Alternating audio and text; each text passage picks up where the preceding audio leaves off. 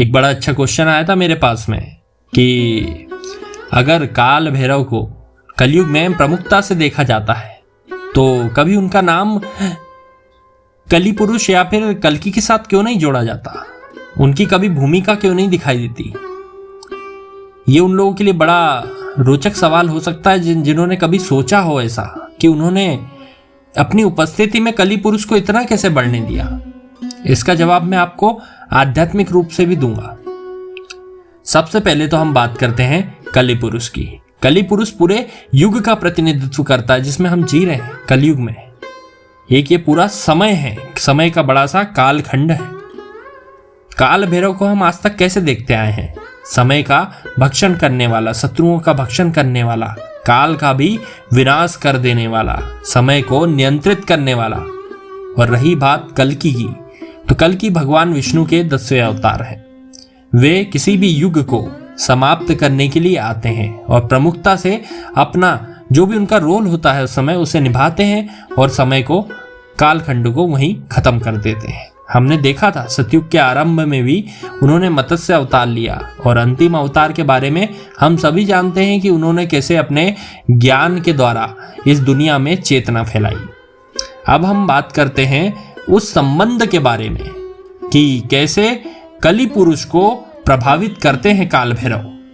काल भैरव समय को नियंत्रित कर सकते हैं, वे काल का भक्षण कर सकते हैं। करोड़ों लाखों साल का जो हमारा पूरा कालखंड है चारों युगों का, उसमें लाखों वर्ष लेकर बैठा था ये कली पुरुष। ये कलयुग लाखों वर्ष का था, लेकिन पापों के बोझों के तले जब काल भैरव ने उसके बाल पकड़कर उसे घसीटते हुए लाया और कहा कि जितने जल्दी तेरा समय खत्म होगा उतने जल्दी ही हमारे भगवान यानी भगवान नारायण कल्कि अवतार लेंगे और तुझे समाप्त करेंगे।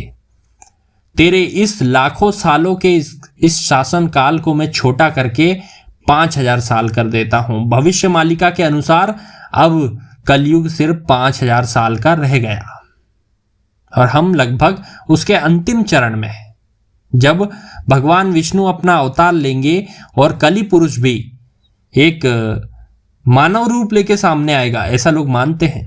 लेकिन मैं आपको एक चीज और बताता हूं, ये कोई त्रेता युग नहीं चल रहा है कि कोई रावण सामने से आएगा और राम जी उसका वध करेंगे और हम जनता के रूप में वहां खड़े रहकर उनका अभिवादन करेंगे। आप ये बात याद रखिए, कली पुरुष हमारे मस्तिष्क में है, कलयुग हमारे जीवन में है। आप ये समझिए कि वो कहीं ना कहीं हमें ही प्रेरित कर रहा है पाप के लिए, कोई दूसरा तो आता नहीं है। सबसे बड़े पाप तो हमारे ही हाथों होते हैं। तो ऐसा भी हो सकता है कि भगवान विष्णु अपना 10वां अवतार जो लें, वे कहीं इस पूरी सभ्यता के विनाश के लिए ना हो, इस पूरी पृथ्वी के विनाश के लिए ना हो। अगर हम ऐसा नहीं चाहते हैं तो कहीं ना कहीं हमें अपने अंदर से जो कलुषित विचारधारा है, जो कली पुरुष हमारे यहाँ अंदर पल रहा है, उसे हटाना होगा।